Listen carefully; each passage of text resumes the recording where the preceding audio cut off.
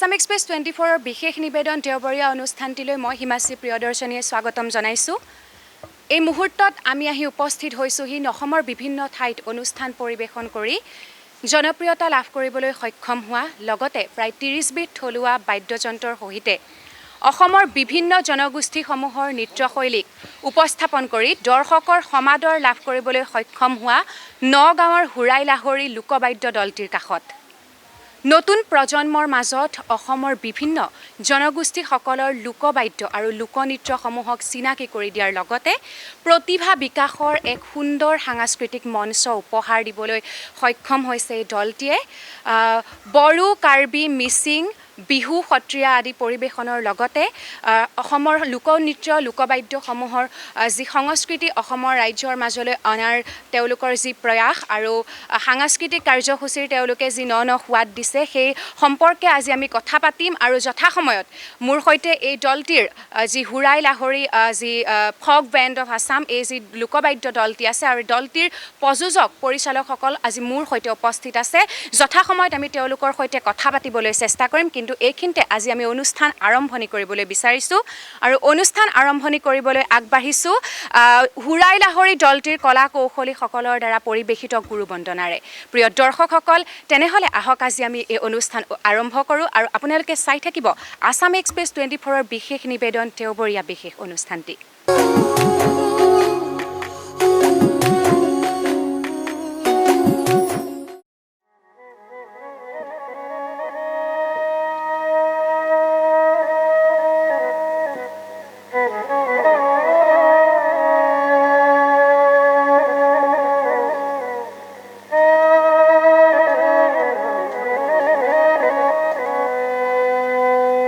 জয় গুৰু শংকৰ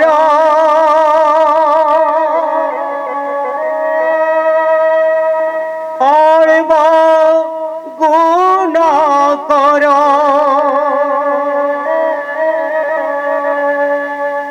জাগেৰি নাহি কেউ পাম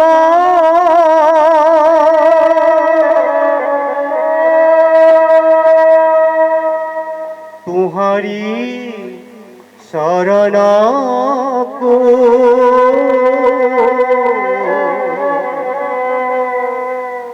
रेणु अकोटी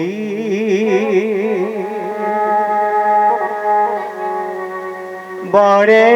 करू प्रणाम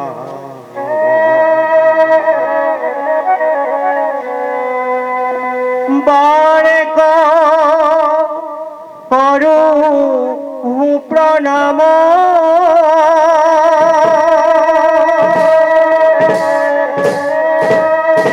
बारे करो प्रणाम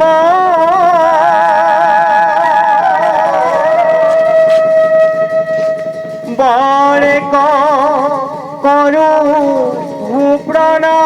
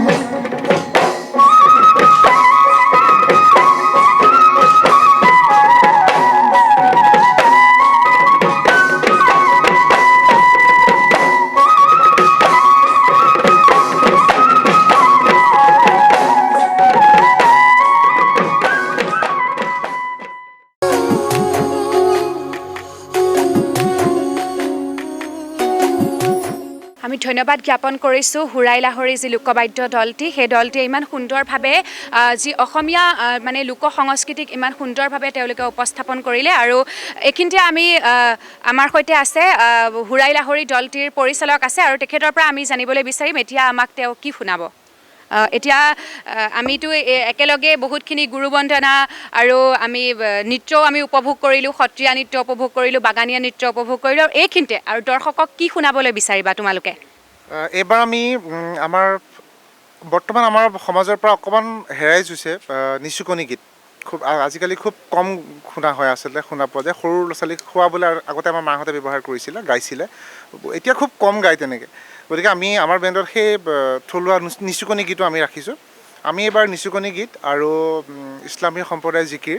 আৰু লগতে আমাৰ বিয়ানাম অকণমান হেৰাই গৈছে আজিকালি আধুনিকতাৰ যুগত অকণমান হেৰাই গৈছে গতিকে আমি বিয়ানামৰ আমি ইয়াতে ৰাখিছোঁ আমি অকণমান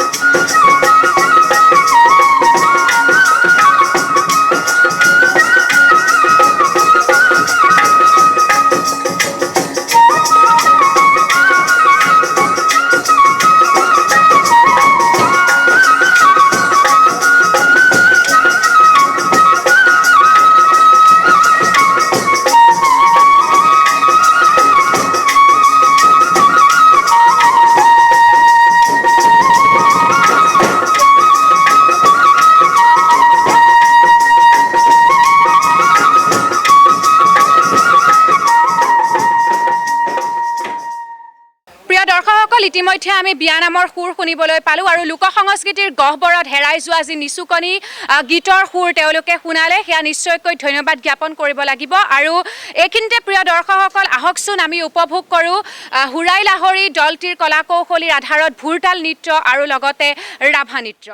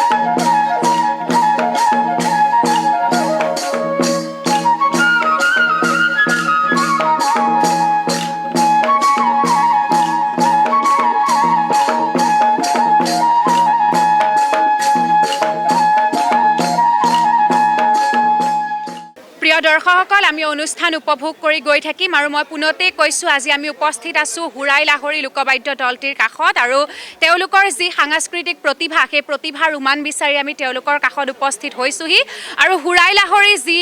লোকবাদ্য যি দল আৰু যি ফক বেণ্ড আছাম আৰু সেই লোকবাদ্য দলটিৰ পৰিচালনা আৰু পৰিকল্পনা আৰু লগতে সংগীত পৰিচালক নৱজিৎ বৰা বিশিষ্ট বাঁহীবাদক আচলতে আমাৰে সৌভাগ্য তেওঁ যি অসমৰ বিশিষ্ট বাঁহীবাদক নৱজিৎ বৰা আৰু নৱজিৎ বৰাৰ পৰিচালনাতে আচলতে পৰিকল্পনাতে এই যি হুৰাই লাহৰী দলটিৰ জন্ম হৈছিলে আৰু তেখেতৰ পৰা আমি পোনপটীয়াকৈ কিছু কথা জানিবলৈ চেষ্টা কৰিম আৰু আপোনাক আমাৰ এই অনুষ্ঠানৰ মাজলৈ স্বাগতম জনাইছোঁ ধন্যবাদ আছাম এক্সপ্ৰেছ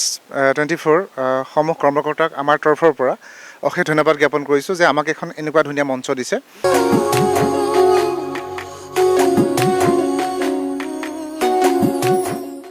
হুৰাই লাহৰী দলটি যি কেতিয়াৰ পৰা আচলতে প্ৰতিষ্ঠা হৈছিলে আৰু কেনেধৰণে সমগ্ৰ এই যি যাত্ৰা আপোনালোকে চলাই নিছে আৰু ইয়াৰ পৰিকল্পনা আচলতে কেনেধৰণে কৰা হৈছিলে আৰু মানে ইয়াত সংগত মানে বাদ্যযন্ত্ৰত সংগত কৰা কিমানজন কলা কৌশলী আছে আমি আপোনাৰ পৰা জানিবলৈ বিচাৰিম 2017 চনৰ ফেব্ৰুৱাৰী মাহত আমি দলটো স্থাপন কৰিছিলোঁ আমাৰ লক্ষ্য আছিল অসমৰ থলুৱা যিবিলাক বাদ্যযন্ত্ৰ আছিল বা থলুৱা যিবোৰ গীতমালা আছিল সেইবোৰ আমি দৰ্শকৰ মাজলৈ আমাৰ যিটো হেৰাই যাব ধৰিছে সেইবোৰ আমি উলিয়াই নিব বিচাৰিছিলোঁ শুদ্ধ ৰূপত আৰু সেইভাবেই মই দলটোক স্থাপন কৰিছিলোঁ আৰু মোক সহযোগ কৰিছিল সম্পূৰ্ণৰূপে ছাপোৰ্ট কৰিছিল দলটোৰ সামগ্ৰিক পৰিচালনাত যোন আছে অজিত চন্দ্ৰ বৰা তেখেতে যথেষ্ট সহায় কৰিছিল আৰু আমাৰ দলটোত নৃত্যশিল্পী আৰু বাদ্যযন্ত্ৰ শিল্পী মিলি মুঠ 24ৰ পৰা 26জনমান আছে সদস্য। 10জনমান নৃত্যশিল্পী আছে, 10-12জনমান নৃত্যশিল্পী আৰু বাকীকেইজন আমাৰ বাদ্যযন্ত্ৰী শিল্পী। আমি 2017-18 বৰ্ষত কৰিলোঁ, 19 বৰ্ষও কৰিলোঁ আমি। 2020 চনত আমি অনুষ্ঠান কৰিব নোৱাৰিলোঁ যিহেতু কৰোণা মহামাৰীৰ কাৰণে অনুষ্ঠান বাতিল হ'ল। প্ৰায় 1.5 বছৰৰ মূৰত আজি আমি অনুষ্ঠান কৰিছোঁ। আমাৰ তেনেকুৱা কোনো আখৰ নাই আৰু আমাৰ অনুষ্ঠানটো এনেকুৱা হয় কণ্টিনিউ চলি যায় আমাৰ 45 মিনিটছৰ অনুষ্ঠান। আৰু আমাৰ ইয়াত যোৱা বছৰলৈকে আমি 30টা বাদ্যযন্ত্ৰ আমি ব্যৱহাৰ কৰিছিলোঁ। আৰু এইখিনিতে ক'ব লাগিব বাদ্যযন্ত্ৰখিনি আমাৰ যিখিনি আমাৰ দেখিছে থলুৱা যিবিলাক বাদ্যযন্ত্ৰ এইবোৰ বনোৱাত সহায় কৰিছিল আদিত্য শংকৰ, আৰু তেখেতে মোক মিউজিকতো সহায় কৰিছিল। আজি তেওঁ বিশেষ কাৰণত উপস্থিত থাকিব পৰা নাই। আগতে আমাৰ অকল ফ'ক বেজ আছিলে, অকল ফ'ক। এবাৰ আমি অকণমান তাত নতুনত্ব আনিম। নতুনত্ব বেলেগ একো নাই, আমাৰ পুৰণি যিসকল স্বনামধন্য শিল্পী আছে, ডক্টৰ ভূপেন হাজৰিকাদেৱ, খগেন মহন্ত ডাঙৰীয়া, লগতে দীপালী বৰঠাকুৰ বাইদেউৰ গীত, পাৰ্বতী প্ৰসাদ, তাৰপিছত জ্যোতি সংগীত, ৰাভা সংগীত, তাৰ আমি এটি আভাস আমি আমাৰ লোকৰ বাদ্য বা লোক সংগীতৰ লগে লগে আমি এটা আভাস আমি তাত সন্নিৱিষ্ট কৰিম মানে।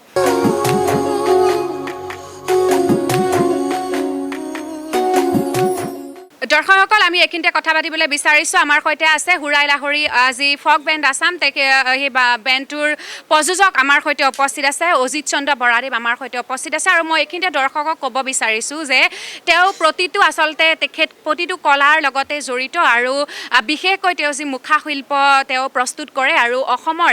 বিভিন্ন ঠাইত তেওঁ বহুতো সমাদৰ আচলতে লাভ কৰিবলৈ সক্ষম হৈছে। আৰু নিশ্চয়কৈ ক'ব লাগিব আমাৰ লগতে সমগ্ৰ অসমবাসীৰ আচলতে তেখেত গৌৰৱ, আৰু তেখেতৰ সৈতে আমি কথা পাতিবলৈ বিচাৰিম। আপোনাক এই অনুষ্ঠানৰ মাজলৈ আমি স্বাগতম জনাইছোঁ। আৰু এই যি হুৰাই লাহৰী আপোনাৰ যি এইটো ফক বেণ্ড আছাম আছে আচলতে লোকবাদ্যৰ দলটি, আৰু মই দেখিবলৈ পাইছোঁ যে ইয়াত বিভিন্নজন কলা কৌশলী আচলতে আছে। আৰু ইয়াৰ আঁৰতে এই কলা কৌশলীসকলে কোনোবা বিদ্যালয়ক উপস্থাপন কৰি এই দলটি আগবঢ়াই নিয়াৰ ক্ষেত্ৰত কেনেধৰণে এই যাত্ৰা আপুনি আগবঢ়াই নিছে সেই সম্পৰ্কে আপুনি অকণমান আমাক জনাই দিব। হয়, নমস্কাৰ।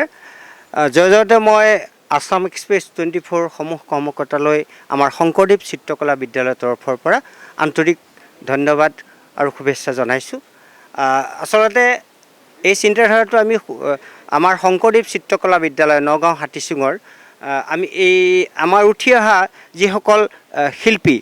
শংকৰদেৱ চিত্ৰকলা বিদ্যালয়ৰ আমাৰ বহুতো শিল্পী আছিলে, আমি সেইসকলক লৈ আমি ভাবিছিলোঁ এটা আমাৰ অসমৰ থলুৱা বাদ্যযন্ত্ৰ এই বাদ্যখিনিক লৈ আমি এটা ফক বেণ্ড অফ আছাম বুলি এটা অনুষ্ঠান হুৰাই লাহৰীৰ নামেৰে আমি নামাকৰণ কৰি আমি নৱজিতৰ লগত লৈ এই 17 চনত এই যাত্ৰা আমি আৰম্ভ কৰিছিলোঁ। আমাৰ বিদ্যালয়ৰ মোৰ লগত উপস্থিত আছে সভাপতি মহোদয় পূৰ্ণ বেজবৰুৱা আৰু কাৰ্যকৰী সভাপতি মিহিৰ ভূঞাদেৱ আৰু আমাৰ পাউল শইকীয়া দেৱী আমাৰ উপদেষ্টা। গতিকে আমাৰ ছাত্ৰ ছাত্ৰীও কিছু উপস্থিত আছে। গতিকে আমাৰ এই ছাত্ৰ ছাত্ৰীসকলৰ মাজৰ পৰাই আমাৰ এই গোটেই শিল্পীখিনি আমি বাছি লৈ আমি এই ফক বেণ্ডটো আমি 17 চনৰ পৰা বিভিন্ন মঞ্চত উপস্থাপন কৰি ৰাইজৰ ভূয়সী প্ৰশংসা লাভ কৰিবলৈ আমি সক্ষম হৈছোঁ। এই যি আপোনাৰ বেণ্ড আছে আৰু তাৰ লগতে আপোনাৰ মুখাশিল্প বনোৱা বা স্থাপত্য আপুনি প্ৰতিটো কলাৰ লগতে আচলতে জড়িত, এই যাত্ৰা আপুনি কেনেধৰণে সমানুপাতিকভাৱে কেনেধৰণে আপুনি আগুৱাই নিছে সেই বিষয়ে অকণমান আমাক দৰ্শকক জনাব। হয়, মই এই ক্ষেত্ৰত কলা দিশটো মোৰ সৰুৰে পৰাই বৰ এটা মোৰ মন আছিলে আৰু মই সৰুৰে পৰাই এই দিশটোত লাগি আহিছিলোঁ। আৰু 2006 চনৰ 4 জানুৱাৰীত মই আমাৰ শংকৰদেৱ চিত্ৰকলা বিদ্যালয়ৰ আমাৰ হাতীচুং চুমগাঁৱত প্ৰতিষ্ঠা কৰিছিলোঁ ৰাইজৰ সহযোগত। বৰ্তমানলৈকে মই এতিয়া তাৰে সম্পাদক আৰু অধ্যক্ষ হিচাপে তাত আছোঁ। লগতে এতিয়া মই ঘৰুৱাভাৱেও মই এটা কলাশ্ৰম আৰম্ভ কৰিছোঁ। আজি 1-1.5 বছৰ আগৰ পৰা লাগি আছোঁ। আৰু লগতে মই মুখাশিল্প আজি 8-10 বছৰ হ'ল মই কেইবাভাগো প্ৰশিক্ষণ লৈছিলোঁ পুৰণি গুণাম কলা কেন্দ্ৰত। তাত লৈ মই যিখিনি পাৰিছিলোঁ সেয়াই সৈতে মোৰ সেই সীমিত জ্ঞানেৰে মই সাজি উলিয়াই মুখা মই বিভিন্ন মঞ্চত অসমৰ ডাঙৰ বিশেষকৈ কলাক্ষেত্ৰ বা সাহিত্য সভাত বা বিভিন্ন ডাঙৰ ডাঙৰ তেনেকুৱা অনুষ্ঠানত মই এই মুখাশিল্প পৰিৱেশন কৰি আমাৰ ছাত্ৰ ছাত্ৰীসকলক লগত লৈ মই ৰাইজৰ ভূয়সী প্ৰশংসা লাভ কৰিছোঁ আৰু এই বৰ্তমান গতানুগতিকভাৱে মই এই দিশটোত লাগি আহিছোঁ গতিকে এনেধৰণে মই প্ৰতিটো কলাৰ লগত মোৰ লগতে মই উঠি অহা এই নতুন শিল্পীসকলক প্ৰতিটো দিশত আগুৱাই নিয়াৰ চেষ্টা হাতত ৰাখিছোঁ হয় নিশ্চয়কৈ ক'ব লাগিব আৰু আমি ভগৱানৰ ওচৰত আচলতে প্ৰাৰ্থনা জনাইছোঁ আপোনাৰ যি এই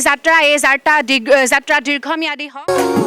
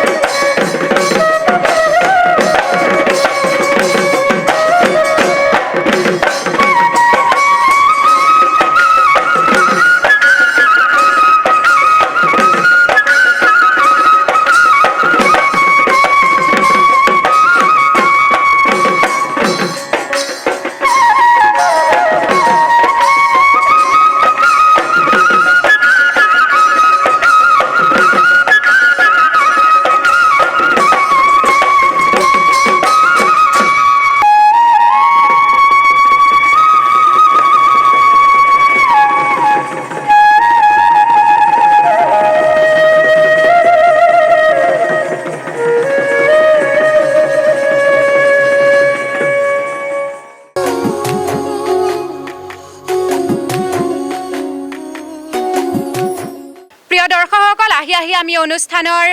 শেষ পৰ্যায়ত উপনীত হৈছোহি আৰু আজি আমি উপস্থিত আছিলোঁ নগাঁৱৰ হুৰাই লাহৰী যি ফক বেণ্ড আছাম লোকবাদ্যৰ দলটিৰ কাষত আৰু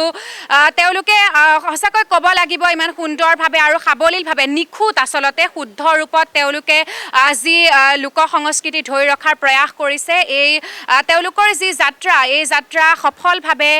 ৰূপায়িত হওক আমি তাৰেই কামনা কৰিছোঁ আৰু আমি অনুষ্ঠানৰ সামৰণি মাৰিম এটি বিহু আৰু হুঁচৰিৰে আন এটি নতুন খণ্ডলৈ আপোনালোকৰ মাজত মই আকৌ আহি আছোঁ আপোনালোকে চাই থাকিব আমাৰ এই বিশেষ অনুষ্ঠান দেওবৰীয়া বিশেষ কেৱল আছাম এক্সপ্ৰেছ 24ত ধন্যবাদ